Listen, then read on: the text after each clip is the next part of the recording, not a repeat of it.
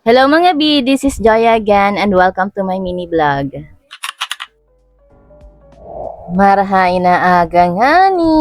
Ayan nga, bago natin simulan ng umaga natin, syempre mag-i-skincare muna tayo, be. Kasi nga paggabi, hindi na ako nakakapaglagay nito, lalo na kapag sobrang pagod. At kahit naman morning, pwede ka nito maglagay basta hindi ka aalis ng bahay. Ito nga pala yung Isler Skin na mayroong salicylic acid, kaya talaga mabilis siya makapagpa-dry ng mga malalaking pimples, be, at maliliit. Nakakatanggal din siya ng mga dark spot. Alam mo na, be, kung gusto mo nito, nasa showcase ko yan at nasa comment section. So, ayan, tama na muna ang commercial. Dito na tayo sa ating mini vlog. Ayan na nga, busy pot, busy na naman gumawa ng mga souvenir. At dahil nga sakto lang yung pa-order ko ngayon, si Pot lang lahat gumawa ng mga pa-orders ko. At ako naman, be, ay nagluto at nakapaglinis na din dito sa bahay. Nagluto nga pala ako ng masarap na ulam ngayon kasi babawi tayo kay Pot. Kasi nga pinaulam ko siya nung isang araw ng sardinas kahit sobrang dami ng mga pa-orders namin.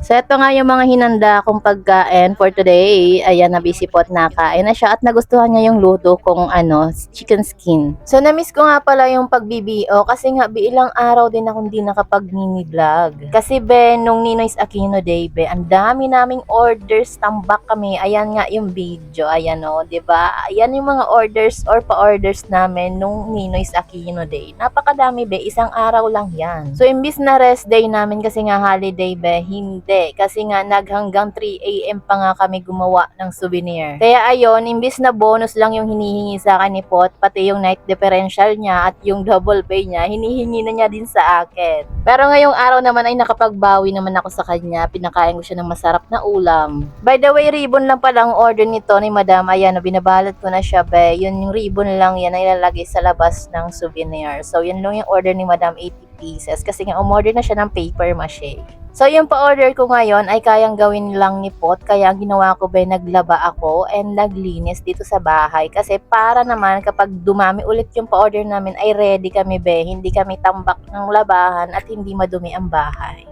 Mahirap na din kasi be kapag natambakan kami bigla ng mga pa-orders tapos yung labahin ay tambak na din. Saan ka galing? Nag-atod hindi. Sabi ba't daw unti? Sabi ko kasi unti. Nag-atod?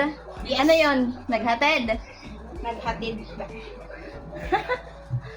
So, ayun na nga ni, si Pot lang yung naglabas ng mga for ship out today kasi nga, sakto lang naman yung mga pa-orders natin ngayon. So, kapag ganito nga nakaunti lang yung pa-orders natin, si Pot ang nagawa lahat ng pa-orders. At habang ako naman ay naglilinis sa buong bahay at naglalaba na din B. Kasi kapag kami ay madami ang pa-orders, hindi talaga kami nakakapaglaban ng mga damit namin kasi be, mangingimay ang kamay namin kapag naglaba pa kami.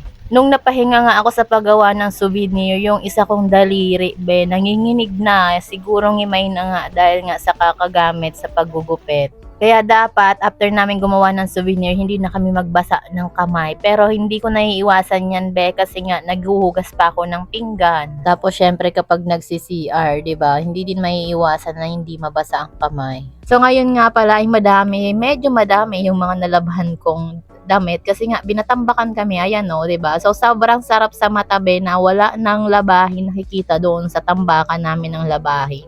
So ito na nga ako be, nagmerienda na nga ako kasi nagutom ako at napagod sa paglalaba be. So ikaw ba naman maglaba ng isang basket ng labahin? Alam ko medyo maunti pa naman yon, hindi pa naman siya gano'n katambak pero may masakit talaga sa likod at sa kamay pag naglalaba ka na mano-mano. Kung ako nga papipiliin be, mas gusto kong gumawa na lang ng souvenir maghapon kaysa maglaba. Pero baka sa susunod na taon, makaipon na din ako be pambili ng washing. Pero sa gustong mag-sponsor be, para makabili na kami agad-agad ng washing, baka naman.